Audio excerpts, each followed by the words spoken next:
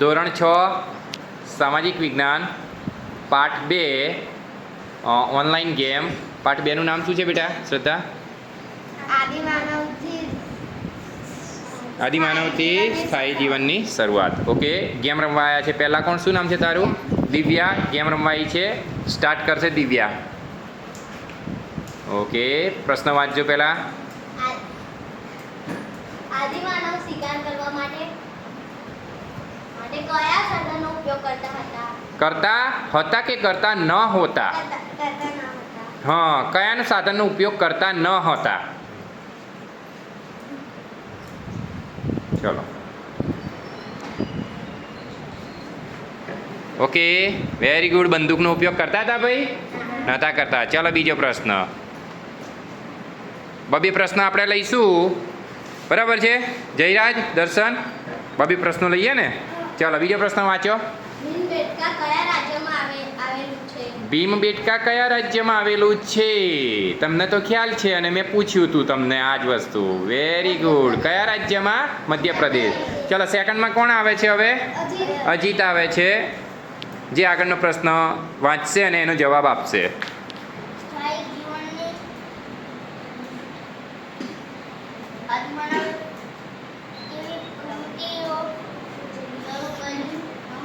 ન હોતી. હો, કઈ પ્રવૃત્તિ શરૂ કરી ન હતી? એના આ પ્રશ્ન આપણે ચોપડીમાં પણ છે ને શ્રદ્ધા?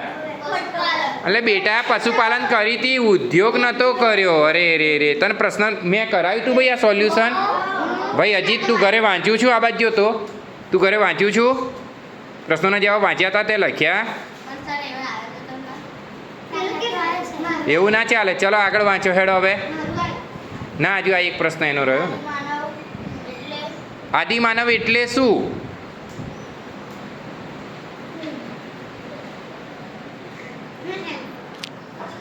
બધું આવી શકે કે આ આવી શકે? હા હા હા હા, શું આવે ભાઈ? આપેલ તમામ. જૂના સમયના માનવીઓ તો હતા જ, પણ જો શિકાર કરીને જીવન જીવતા હતા, ભટકતું જીવન પણ જીવતા હતા ને. હે, એટલે આ બધું આવતું હતું. ચાલો હવે કોણ આવે છે? ચાલો શ્રદ્ધા આવે છે. ભાઈ અજીત, ઘરે મહેનત કરો, બરાબર છે? ચલો નેક્સ્ટ.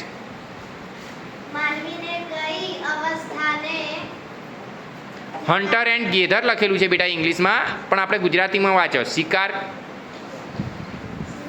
કરવો અને એકઠું કરવું કહેવામાં આવે છે. હા, માનવીની કઈ અવસ્થાને? એવી કઈ અવસ્થા છે બેટા? આપણે જે પાઠ ભણીએ છીએ ને એવી કઈ અવસ્થા છે કે શિકાર કરવો અને ભેગું કરવું?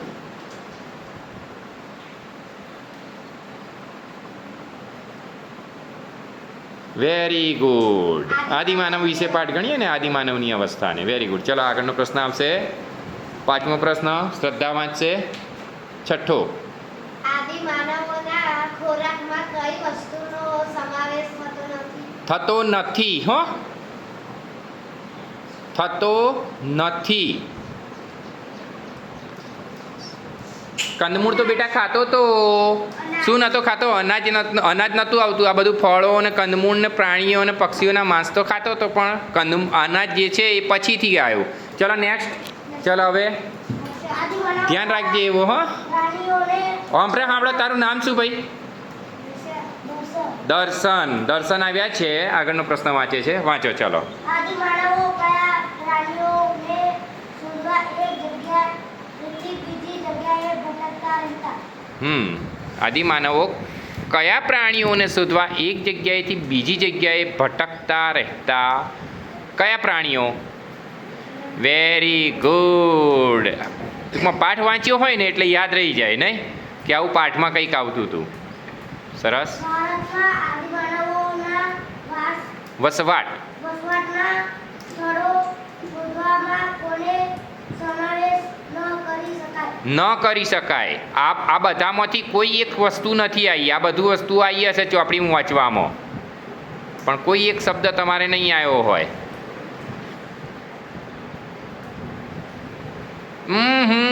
અમલદારો બેટા. અમલદારો આવે કોઈ દિવસ? નૃવંશ શાસ્ત્રીઓ, પુરાતત્વ શાસ્ત્રીઓ, ઇતિહાસકારો તો બધા હતા, પણ અમલદારો ના આવે. ચલો બેસી જાઓ. એ ખાચો પડ્યો. નેક્સ્ટ કોણ આવે છે? દિવ્યા. ઓકે. કઈ દિયા?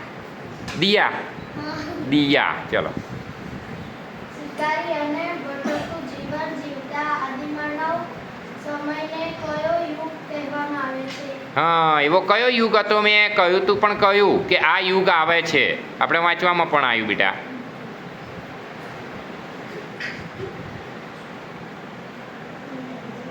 જૂનો યુગ હોય કે કયો યુગ હતો?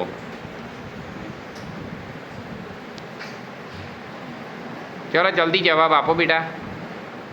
Very good. પાષાણ યુગ. પાષાણ યુગ એટલે કયો યુગ કહેવાય? શાના ઓજારો હોય? દર્શન કહીશ. શામાંથી બનાવેલા ઓજારો હોય પાષાણ યુગમાં? પથ્થર. Very good. ખૂબ સરસ. ચલો યાદ છે. પથ્થર. આગળ. આદિમાનવ કઈ ટેકનોલોજી સાથે સંકળાયેલો હતો? સંકળાયેલો બેટા. કઈ ટેકનોલોજી સાથે? ચલો હમણાં જ બોલ્યા. પથ્થર.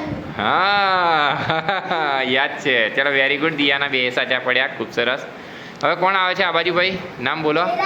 જયરાજ આવે છે. મધ્યપ્રદેશમાં આદિમાનવોના વસવાટ માટેનું કયું સ્થળ મળી આવ્યું છે? ઓહો, મધ્યપ્રદેશનું કયું સ્થળ? ઓ સરસ.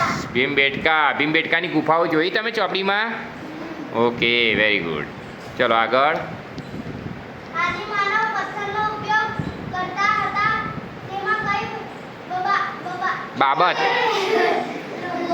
બાબતનો બેટા. બાબતનો સમાવેશ થતો નથી. નથી. હો. કેવું એનું માઇન્ડ જુઓ, કેવું ફટ દઈને એને જવાબ પકડી લીધો. ચલો વેરી ગુડ જયરાજ. હવે નેક્સ્ટ કોણ આવે છે? શું નામ છે એનું? આવો ચલો. શું નામ છે કૃણાલની બેનનું? શું નામ છે તારું? પ્રિયા. ઓકે પ્રિયા આવે છે. તું આવી ગઈ રીતિકા? તો એના પછી તું આવજે. ચલો.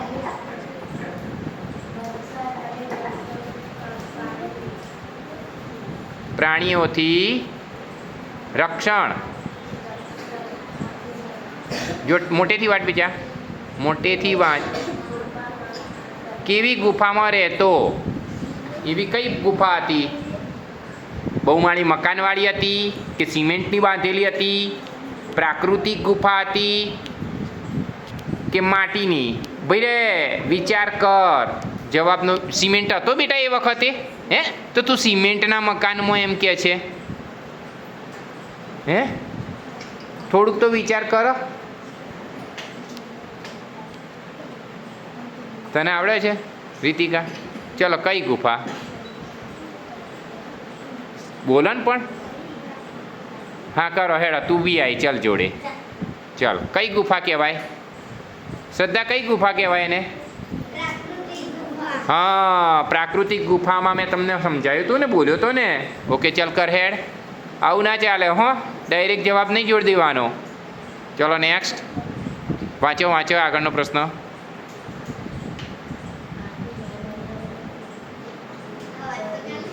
અવાજ વધારે જરા કમ એનો.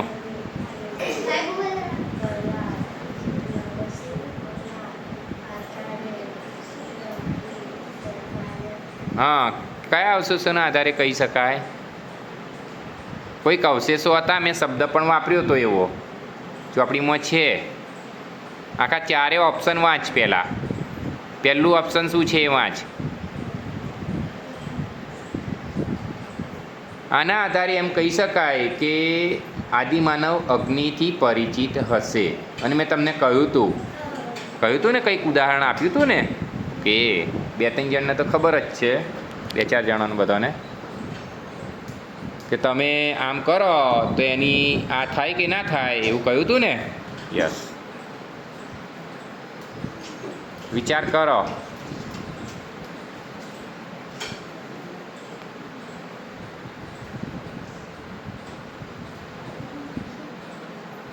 ચાલો કોણ જવાબ આવશે? દેવ આવશે? હાર આ ફેર દેવ જવાબ. ભાઈ ખોટા તમે પણ. રાખના અવશેષના આધારે. રાખ વિશે મેં વાત કરી હતી બેટા. હા હવે તારો જો આરો. ચાલ ભાઈ.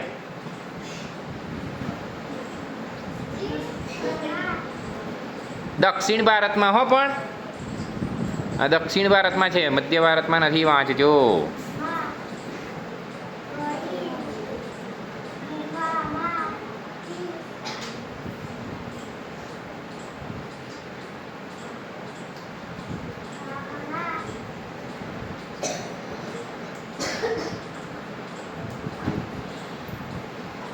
વાંચને ભાઈ. અવશેષો મળ્યા છે. ઘરે ઘરે વાંચવાની પ્રેક્ટિસ કરો ભાઈ. ચલો હવે 4 ઓપ્શન વાંચો.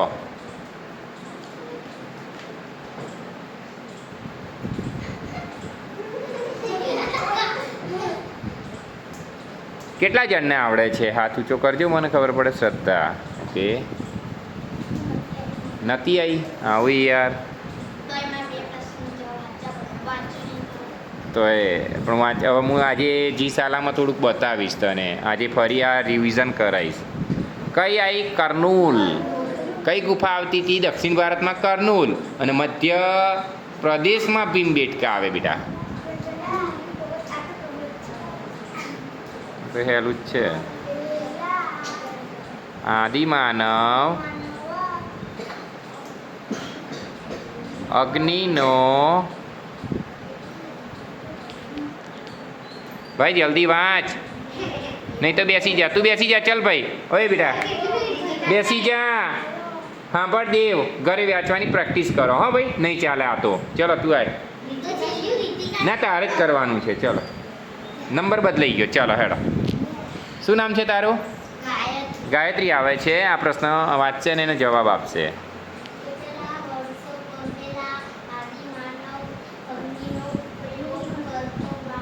કરવા લાગ્યો હતો. કેટલા વર્ષો પહેલાં બેટા? આશરે કેટલા વર્ષો પહેલાં? ચલો કરો. તમને કેટલા વર્ષો લાગે છે? કરો. હવે મને તો ખ્યાલ નથી. તમને જેમ યોગ્ય લાગે એમ કરી શકો છો. કેટલાને જવાબ આવડે છે? ઓકે, આવડે છે, આવડે છે, આવડે છે. ચાલ હેડ, તું જવાબ આપ. કર કોઈ પણ તને ગમે. કેટલા વર્ષો પહેલાં તે વાંચ્યું હતું ને? કરો.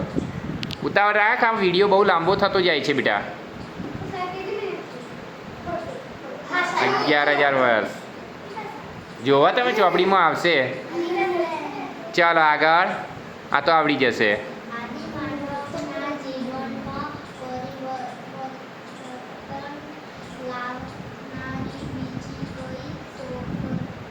હા, બીજી કઈ શોધ હતી? મેં તમને કહ્યું હતું. હેલું છે. એ વખતે આ બધીની શોધ થઈ હતી. પહેલી તો ખબર હતી, પછી બીજી આવી. બીજું કયું આવ્યું? પહેલું અગ્નિ આવ્યું ને, તો બીજું શું આવ્યું હશે? વાહ વાહ વાહ, પૈડું. સરસ. ચલો હેડો રીતિકાબેન આવો. 70-50 રહ્યા હવે તમારા. શું નામ છે તારું? ચલો રીતિકા આવે છે, એ વાંચશે હવે. માનવા નહીં બેટા. ઓય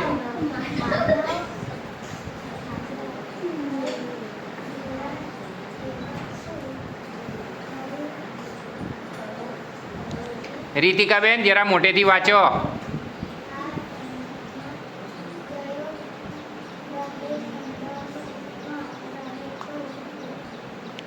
માનવ સ્થાયી થયો. પહેલાં તો કઈ રહેતો હતો ને પછી સ્થાયી થયો. ત્યારે શરૂઆતમાં જ્યાં રહેઠાણોમાં રહેતો એ કેવા મકાનોમાં કે શામાં રહેતો હતો? ચલો, પહેલાં એક વસ્તુ અલગ હતી ને પછી સ્થાયી થયા પછીની વસ્તુ અલગ હતી. ખબર છે ને? ચાલો હેડ જવાબ આપો. 4 ઓપ્શન વાંચજે હો.